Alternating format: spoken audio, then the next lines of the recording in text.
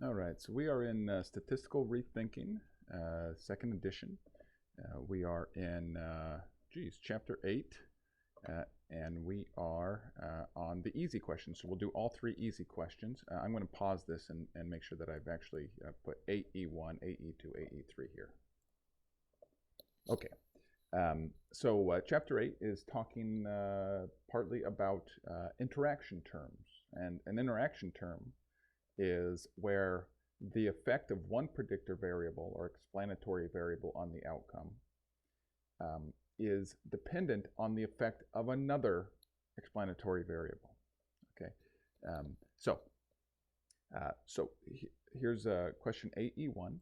So for the causal relationships below, here 1, 2, 3, name a hypothetical third variable that would lead to an interaction effect.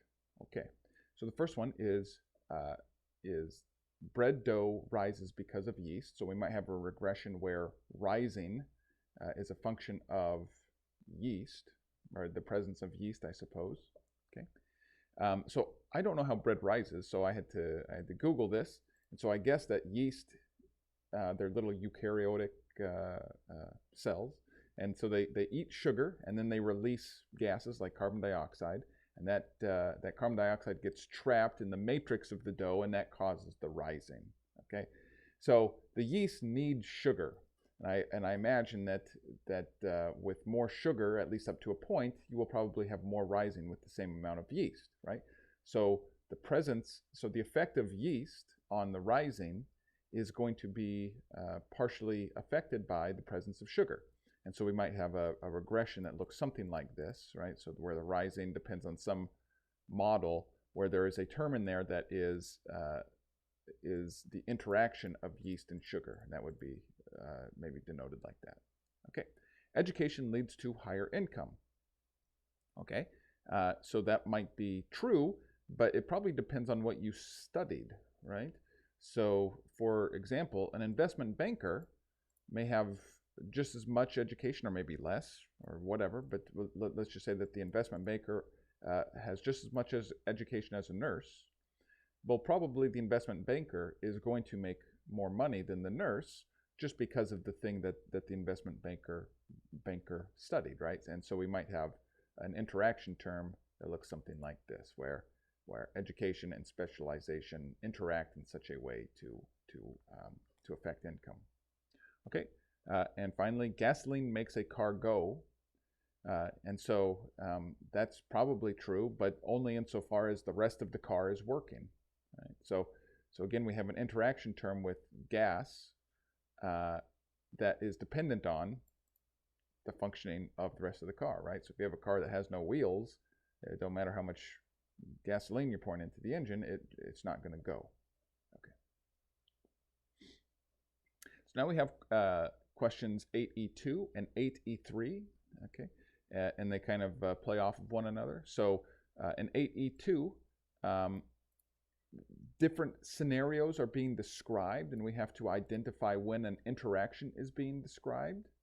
And in 8E3, we're supposed to come up with a linear model that summarizes that summarizes that situation or captures that situation. Okay. So I'll just kind of knock those out together. 1, caramelizing onions requires cooking over low heat and making sure the onions do not dry out. Okay, so again, I'm in a situation where I don't really know how caramelizing occurs, and so I look at Google, and Google tells me that this caramelization is a non-enzymatic breakdown of sugar and the removal of water. Okay. So I think that there is an interaction here. Oh, I forgot to close the parentheses.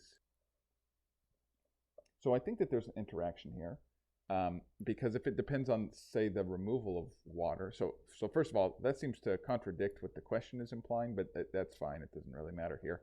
But I think there's an interaction here because, for example, if I were to cook an onion by submerging it in boiling water, I don't think that's going to cause the caramelization, right? And so the effective heat is kind of dependent on the moisture of the environment, right? And so there probably is an interaction term right here. Okay. Also notice that I don't have an intercept in my regression here. Not that the question is asking about this, but I think it's because if there's no, if heat is 0, however we're measuring heat, and moisture is 0, I don't think that there's caramelization taking place. I don't know. I don't know enough about this process to tell you.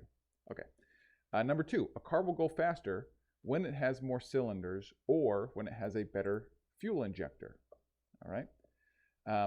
So again, I'm ignorant about cars, so I can imagine that there's an interactive effect, right? I can imagine that the number of cylinders and the fuel injector, the quality of the fuel injector, may interact in such a way that there is some kind of non-linear improvement to the speed of the car, right? Or so it might be better than linear, but I can also imagine that that as you increase the quality of the fuel injector with more and more cylinders, it has a diminishing effect or something like that. But I can imagine these two things interacting. But I can also imagine where it doesn't matter, where any fuel injector, as long as it's putting fuel into the cylinders, is just fine. And so in which case it would be additive. I don't know which is correct. But anyway, this is how I might write the interactive versus just the purely additive models. Again, I don't have an intercept in here just because a car with no cylinders, maybe it's not even defined as a car, I don't know, but I can't imagine it's going very far. Okay. Where are we at? Okay. Number 3, most people acquire their political beliefs from their parents unless they get them from their friends. Okay. So I feel like this one is a little bit tricky for quite a few reasons. So first of all, the situation is kind of describing an either-or type thing. And when I think about it, I think, okay,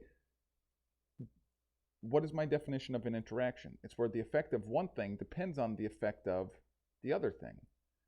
But here, it seems like an either-or situation may actually describe that, right? So the effect that a parent has on their offspring's political beliefs, in a way, is dependent on the effect of the friends on that person's political beliefs.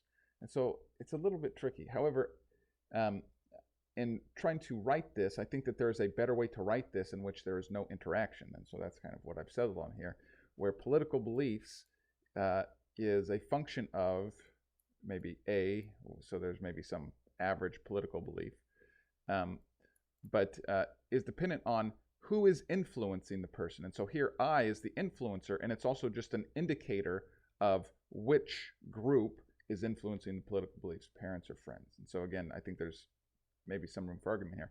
But there's another part of this, which is that P here, the political beliefs, are probably not a linear function, I would guess.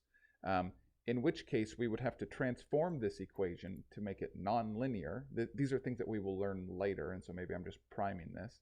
And when we have nonlinear equations, then you actually can't help but have interaction between the explanatory variables, but just not interaction in the way that we've learned it up until this point, and the book will clarify that. So anyway, all right, last one is intelligent animal species tend to either be highly social or have more manipulative or just manipulative appendages, hands, tentacles, etc. Okay, so here I don't think that what is being described is an interaction effect, right?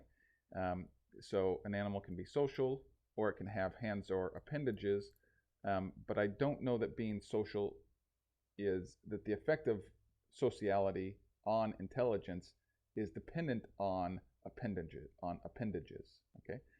However, and vice versa. But I can imagine some kind of interaction term here, right? Where, for instance, so you have animals that all of a sudden realize that they can build things, and then they realize that they can build better things when they work together, right? So they can build things because they have appendages, and they can build better things because of sociality. And so I can imagine some stew of evolution somehow making those two terms interact. Anyway, okay, so that is it.